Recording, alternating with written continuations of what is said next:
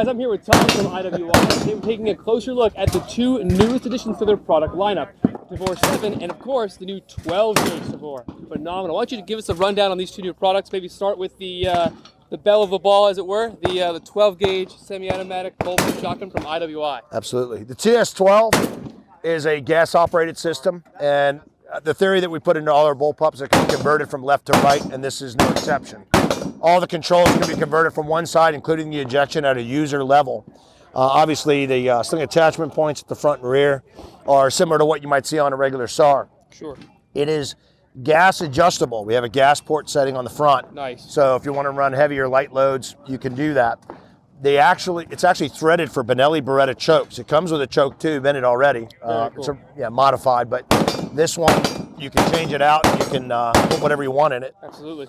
The unique thing about the weapon itself is when the weapon runs dry and you push forward on the tube release here, when it turns, it will automatically load the next tube. You don't have to push another round or button or whatever to get it to load. It will do it automatically for you.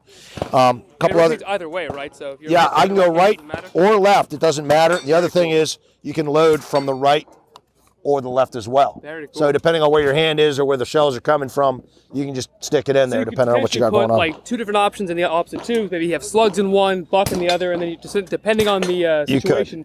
Alternate between them by turning either left or right. That's actually really, really intelligent. It's interesting. You got to be careful under stress about which way you're turning it, so you make sure you know what's going in there. But yeah, you can do that. The safety is a cross-lock safety. It can be reversed as well.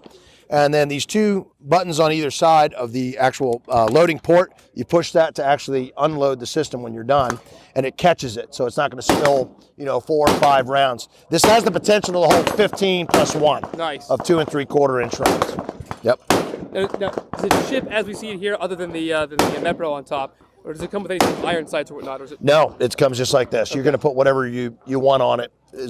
Most folks have a preference in optics anyway, so absolutely. We just allow that. And I saw when I had some trigger time here a little bit ago, the recoil on this is really not much at all. It feels almost like it sits a little too high, but when you shoot it, it's actually really, really natural, and the recoil seems to be very linear, as opposed to having leverage against the shooter. So it helps you kind of use your own body to absorb the recoil and come straight back. It was actually surprisingly controllable, given the overall short length, along with the relatively light weight of the system. I mean, it is a gas-operated firearm. It can really tend to be a little heavy with that much ammunition inside of a 12 gauge. Yeah. So this was really, really nice, very centrally balanced. Well, the balance is coming from the fact that most are rear heavy anyway. That's right. And then when you start loading the tube, now it starts to balance over the pistol grip. That's what ends up happening. Now, as you shoot it out, it's going to go to that rear weight bias again. But for the most part, having this loaded full, it kind of balances right down the center. It's only 8 pounds. This definitely plays to the benefits of bullpup design. It's really, really intelligently made.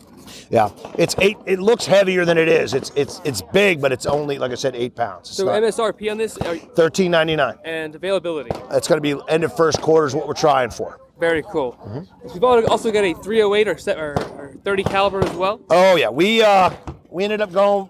There was a lot of requests for this in the past. So if you're going to go big, you might as well change some things too. So what we ended up doing is we made the ability for this weapon to be converted from right to left eject without having to go to an armor school or change it out. Very cool. So one of the things I just did is this ejection port cover was closed. Sure.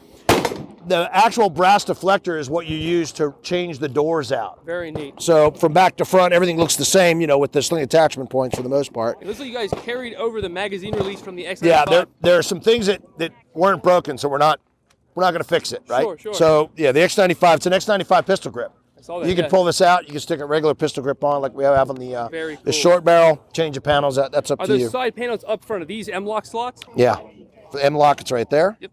And then for the Picatinny rail, it's underneath. Very nice. And then obviously we run a pick rail on the top.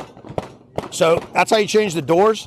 You can change the actual, and you'll notice that the charging handle's to the rear. We have a slot, an extra slot cut into it. Nice. So if I have a hard malfunction or administratively I want to hand it over to somebody else, all I do is I pull back, lift up, now it locks it in place. It gives me another option.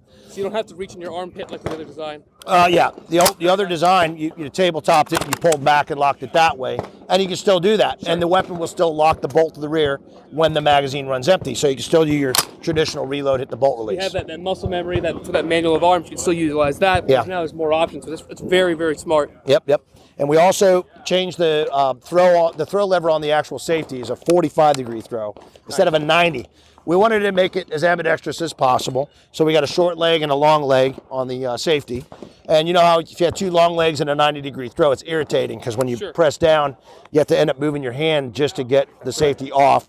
In this case, you're not really worried about that. Looks like it feeds from, it's going to be SR25. SR25 pattern magazines. We're not changing any of that. We want nothing proprietary again. Smart. So whatever you have, it's good to go. The rail's been raised up. It's going to deal with standard M4 type sights. It doesn't come with backup pilot sights.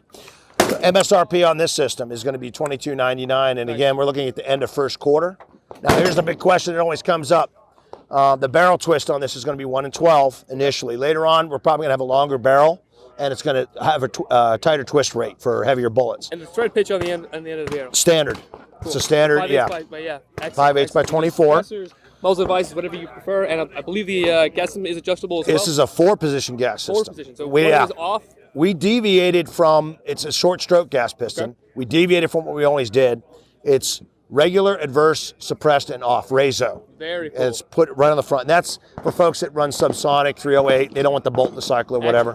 We can turn it off. That's really, really cool. So I love running my 308 suppressed.